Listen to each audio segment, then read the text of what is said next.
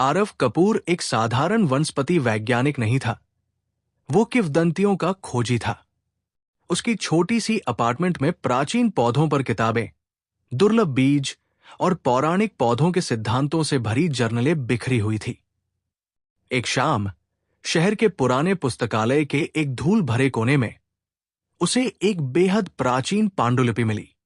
वो पांडुलिपि संस्कृत में थी और उसमें एक पौराणिक वृक्ष का वर्णन था, कल्पवृक्ष, जो इच्छाओं को पूरा करने वाला माना जाता था। इसमें एक गुप्त रास्ते का भी उल्लेख था, जो हिमालय की गोद में स्थित एक छिपी हुई घाटी तक ले जाता था। आरव का दिल तेजी से धड़कने लगा।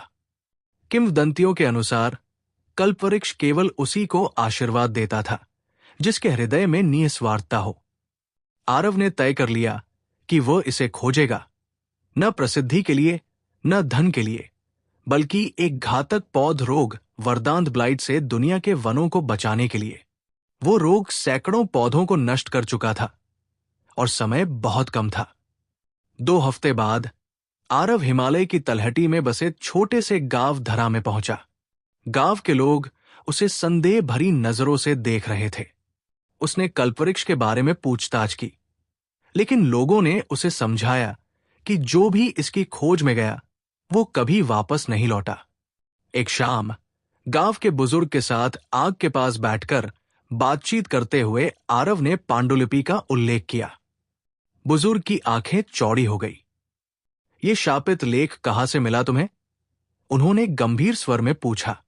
आरव ने पूरी बात बताई और वर्दांत ब्लाइट के खतरे का जिक्र किया। बुजुर्ग ने गहरी सांस ली और धीमे स्वर में कहा, कल्पवृक्ष वास्तविक है, लेकिन उसकी रक्षा करना हमारा कर्तव्य है। जो भी स्वार्थ लेकर वहां जाता है वो लौटकर नहीं आता। तुम्हारा हृदय पवित्र होना चाहिए।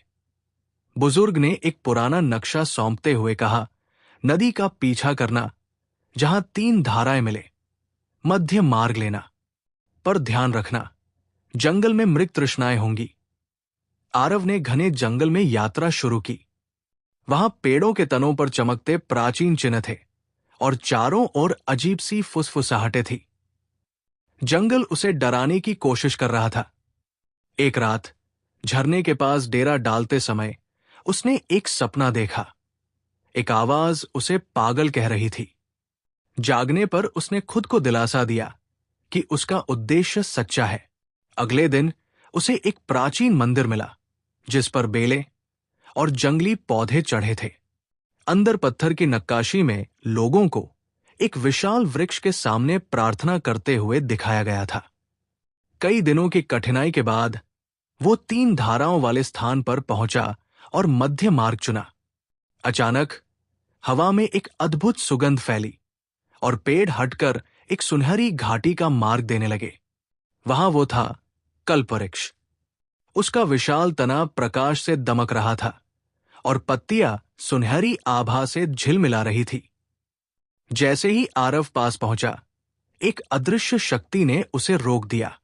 अचानक पत्तियों और प्रकाश से बनी एक दिव्य आकृति प्रकट हुई, कल्पवृक्ष का रक्षक आत्मा। तुम यहां क्यों आए हो, पथिक? उसने गंभीर स्वर में पूछा। आरव ने विनम्रता से कहा, दुनिया के वनों को वर्दांत ब्लाइट से बचाने के लिए। मैं आपका आशीर्वाद चाहता हूं। आत्मा ने उसकी आंखों में झांका। क्या तुम अपनी प्राणों की आहुति देने को तैयार हो? आरव ने बिना झिझके कहा, यदि इससे संसार के वनों का कल्याण होता है तो हां। आत्मा मुस्कुराई। अनेक लोग यहां स्वार्थ लेकर आए, लेकिन तुमने जीवन के लिए प्रार्थना की। तुम्हारा हृदय पवित्र है। वृक्ष की एक पत्ती से सुनहरी किरण फूटी और एक चमकता हुआ बीज उसकी जड़ों में प्रकट हुआ। आत्मा ने कहा, यह बीज एक नई शुरुआत है, इसे सहज कर रखना। वापस लौटकर आरव ने उस बीज से एक पौधा उगाया। उसकी पत्तियां सोने सी चमक रही थी और वो वर्दांत ब्लाइट के प्रति प्रतिरोधक था। उसी से एक औषधि तैयार हुई जिसने रोग को पूरी तरह समाप्त कर दिया। आरव को एक महान वैज्ञानिक के रूप में मान्यता मिली, लेकिन उसने कल्पवृक्ष का रहस्य कभी प्रकट नहीं किया। धरा गांव में उसने उस पौधे को लगाया और वो वृक्ष गांव के लिए आशीर्वाद बन गया। सालों बाद धरा गांव में सोने के पत्तों वाला वृक्ष लहराता रहा। आरव ने शांति से उस वृक्ष के नीचे बैठकर सोचा, कभी कभी सबसे बड़ी इच्छाएं वही होती हैं जो दूसरों के कल्याण के लिए हों। कल्पवृक्ष की कथा गांव में जीवित रही, एक कहानी, एक प्रेरणा और एक चेतावनी कि स्वार्थ से नहीं बल्कि निस्वार्थता से ही सच्ची इच्छाएं पूर्ण होती है।